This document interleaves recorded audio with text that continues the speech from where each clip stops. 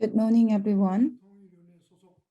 As introduced, my name is Yong-Sun Lee, a member of the Foreign Affairs Unification Committee of the ROK's National Assembly.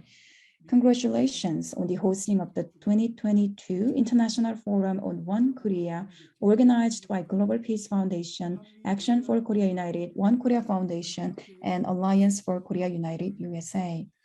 I'm honored to take part in this forum with the US and Korean representatives from both sides. Russia's invasion of Ukraine, which abruptly began in February, is still underway.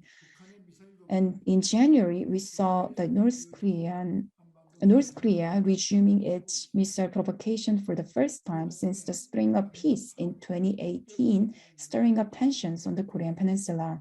In the meantime, Afghan refugees who entered Korea as special contributors last August are beginning to take root in the country with their children going to schools here. The Korean Peninsula, Afghanistan, and Ukraine are similar in that they all served as a geopolitical buffer area of Eurasia. That is why these days make me think a lot about struggles people living with a constant geopolitical crisis face.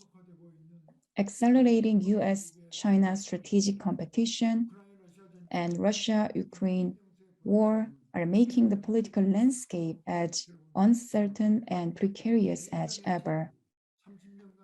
The US-led international order that lasted over the 3 decades since the end of the Cold War is now at a critical turning point.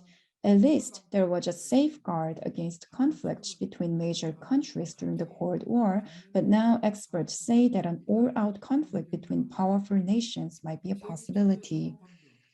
Larry Pink, CEO of BlackRock, the world's biggest private equity fund, said that the Ukrainian war following the COVID-19 pandemic marks the end of the 30-year-long globalization.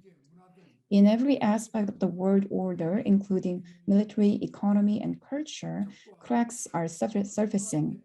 Some describe this as a beginning of a new warring state period where the boundary between an enemy and ally is blurred. The Korean Peninsula, which was left in an uncertain state after the Cold War ended, is in danger of being dragged into the center of the chaos once again. We are indeed walking on a thin ice. Maintaining peace on the peninsula is one of the most critical tasks for the new administration. But the Ukrainian war is having a huge bearing on the peninsula. Even though North Korea is continuing its ICBM launches, China and Russia look reluctant to impose sanctions against it. The US finds it difficult to focus on this issue as well. Russia and North Korea are expected to reinforce military cooperation further. On all fronts, we are heading toward a situation where it's hard for measures to contain North Korea's advancement of nuclear and missile capabilities to work properly. I'm worried whether the Yoon Suk-yeol government, scheduled to take office on May 10th, can respond and improve the situation in a cool-headed and proactive manner. For starters, President-elect Yoon Suk-yeol mentioned preemptive strike during the presidential campaign, along with other comments that might be considered hostile or provocative to North Korea.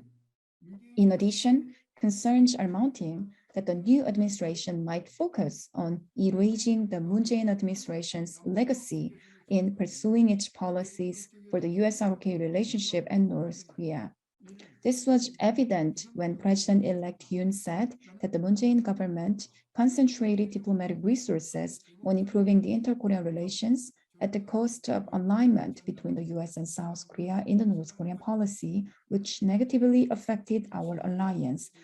In addition, the People Power Party believes that since the Moon Jae-in administration has not affirmed its stance against North Korea and let threats from North Korea to accumulate, weakening our security posture. Such belief, however, is a biased assessment. For one thing, Korea is a key partner of the US in its semiconductor supply chain issue, which it regards as a security issue. President Moon Jae-in declared in his summit with President Biden last May that our alliance is evolving into a comprehensive global alliance encompassing economic issues going beyond a security alliance. Moreover, the 5 years of Moon Jae-in administration's term saw no military provocations akin to the sinking of Cheonan warship or bombardment of Yeonpyeong Island.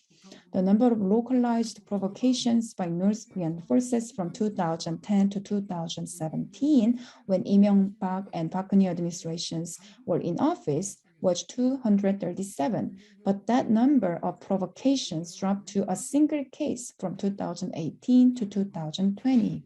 This figure speaks how committed the Moon administration was to managing peace on the Korean Peninsula. Paying too much emphasis on alliance and security could rather weaken security and even shake the alliance. The Yoon Suk-yeol administration should pay heed to such advice. The global landscape is now moving toward the coexistence of new Cold War and hot war. The Korean Peninsula suffered a painful history of division and war 70 years ago when it was drawn into other countries' conflicts. I think the hope that this history must not be repeated echoes with people outside the Korean Peninsula as well, including the congressmen and women from the US here. I hope today's forum can be an opportunity to face the reality squarely and share creative ideas to tackle the current challenges. Thank you.